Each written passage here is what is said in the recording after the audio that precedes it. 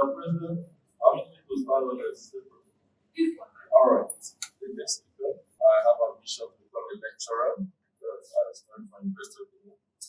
From that, I did my master's. I've done assistant lecturing job.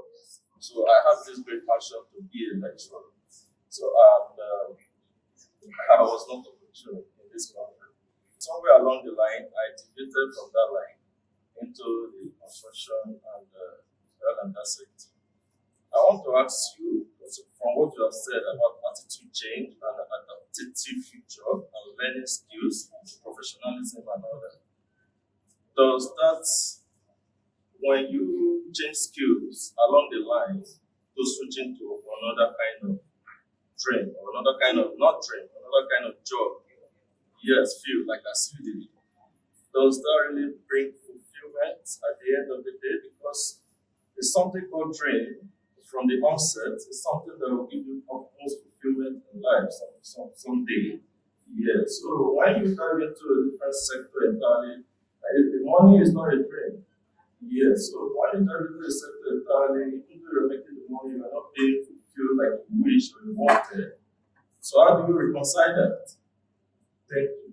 It's not necessary that the thing that you like to do is what actually forms your life. Do you know that you can find something that you know how to do well? For instance, you said you're in construction now. I hope that you're thriving in construction and you're doing well there. You found that you can thrive in construction and you can make money from construction. Now, what you find that you can do well and make a living from can fund your dream. Your dream does not have to fund your lifestyle. Nothing stops you from volunteering. Nothing stops you from pursuing your PhD and having a doctor at the back of your name. Having a doctor means that you are certified to teach, right? But you gotta have money in your pocket to want to teach, right? You gotta have money in your pocket. Your students have to see that actually what you are teaching them to do. There is no hard and fast rule that says that what you like to do is the one thing that you make money from. It can be many things in this life. You can be many things at the same time. You don't have to do one thing and then the other and then the other. You can be in construction and still be lecturing. A lot of people do it. A lot of people volunteer. You go to Lagos Business School. Almost everybody teaching in Lagos, lecturing in Lagos Business School has an active career or had an active career and they've retired and they've gone back to teach because that is really their passion. Your passion does not necessarily have to be what you make a living from. What you make a living from can fund your passion. Now, if you are lucky and you're fortunate that you can make money from your passion, by all means do it. And nothing tells you that you cannot still make money from lecturing, but it does not necessarily mean that that is the only pathway to making a living. Does that answer your question? I understand the need to be very ambitious, but I want to ask you your own opinion. Where does ambition become fine? When you see that your method to success is unethical. Anything that drives you to do something unethical is a negative force. The moment you see yourself making decisions that you are not proud to shout from the rooftop, that you are not proud to say, this is how I achieved this. Sometimes they say the end justifies the means. Not all the time. Not when the means is a pathway that you cannot share or you cannot propagate for the next person to replicate. So when you see yourself making unethical choices towards achieving something, then you know that that's a negative ambition. And that is the point where you might need, Tola mentioned there's a wealth of experience, at least in this room. That is when you might need to pull on the experience of other people that have achieved what you want to do, to think of a different pathway rather than the unethical one. My question is about your brand. Of course, I understand that there's always a story behind every brand. So my question is, why Wakanow? I understand it is movement from Nkills, Wakanow. Why not childhoodgoschool.com? Why not Chief Travels? Why not something else. Maybe an abbreviation of your name or a team, why Waka? Then my second question, because why I'm asking this is about brand. Yeah, because it's key sometimes to understand why a certain brand is heading towards some direction and we are not going towards the other direction. And my second question is if today you are starting a new career, probably you just started from university, what would be that one career that you tell yourself this is where you're heading to? And you want to know the fact that sometimes things will change, the way AI is changing things, and then in the next 10 years, things will change also. But what is that one part you tell yourself this is where you're heading? Thank you.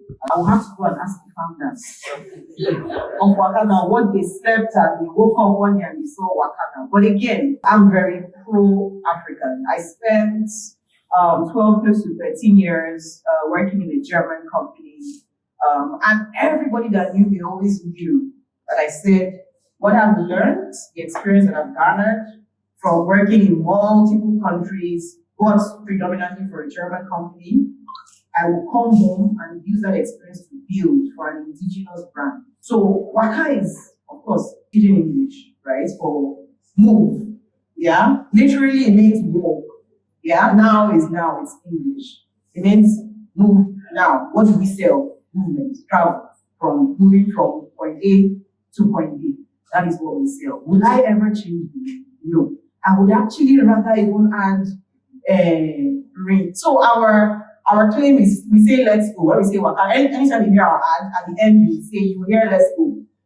Since this year actually, we've gone a step further. Not just say let's go, we'll say let's go, we'll say Jakalo, we'll say Mutafi, we'll say what's the evil one? Kaijebe. To ensure that we're representing who we are. We're rebranding, yeah?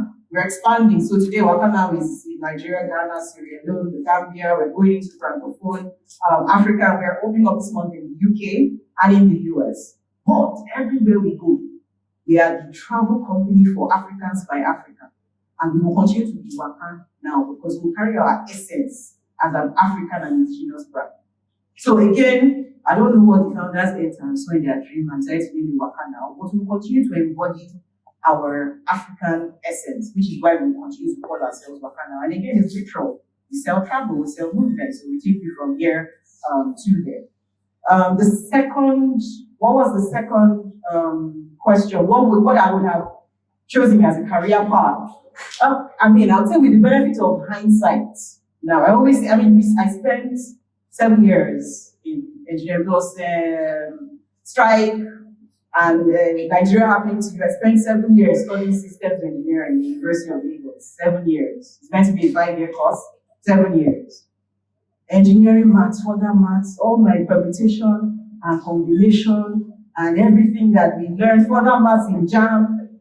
I would wish that I'm using that further maths now because it was very tough and it gave us a lot of sleepless nights. But I would say that I would never take away anything from this journey and the way my path has been crafted. Because I believe everything that you go through contributes to where you want to be. I could have studied this. I'm CEO now, so basically I'm leading a business. And I went back to study a business degree for my MBA because I wanted to have that diverse knowledge of how to build a business.